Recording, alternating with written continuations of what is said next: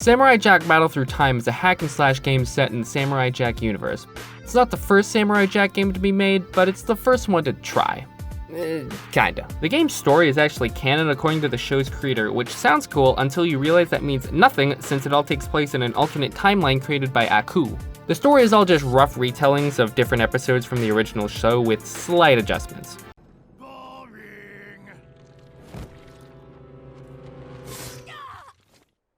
What? What?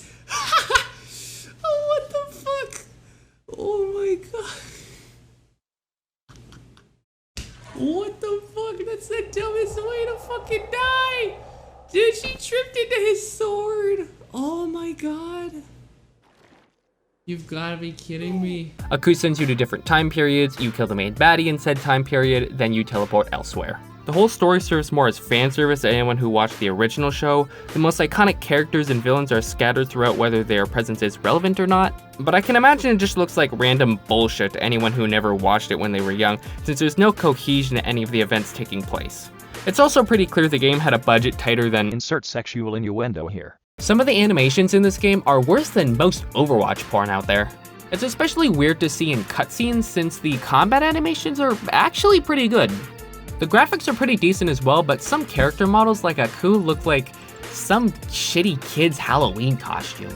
I don't think the embodiment of evil should look like he's made out of Play-Doh and cardboard. The bounty hunters also look quite stiff with their jaws constantly hanging out.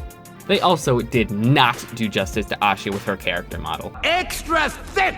I mean, come on, video game companies. How am I supposed to tell if this character is even a woman if she's not shaped like one of those old glass Coke bottles? But this is a hack and slash, so gameplay is where the main focus is supposed to be placed, right? Well, let's talk about the good first. I'm Barack Obama, and I approve this message. For the most part, combos are fun and flow nicely. Getting parries off is very satisfying and is mostly rewarding when done properly.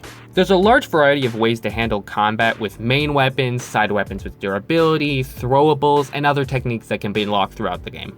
Unfortunately, that's where most of the game's pros end and where the game's cons come into play.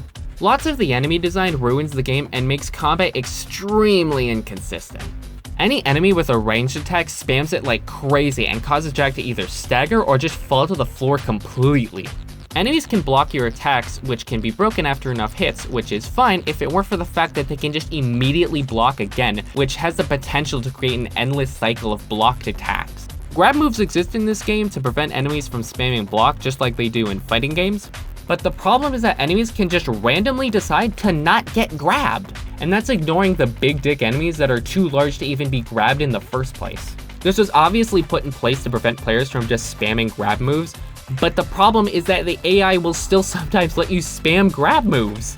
The blocking and grabbing issues combined results in enemies where you just have to sit there and politely wait for their permission to kill them. It's entirely dependent on the AI's behavior if you can choose the game, or if the game will choose you. The game is also pretty unbalanced. I talked about throwables before, which are consumable ranged weapons. The thing is that ranged weapons are so much more powerful than any melee attack in the game.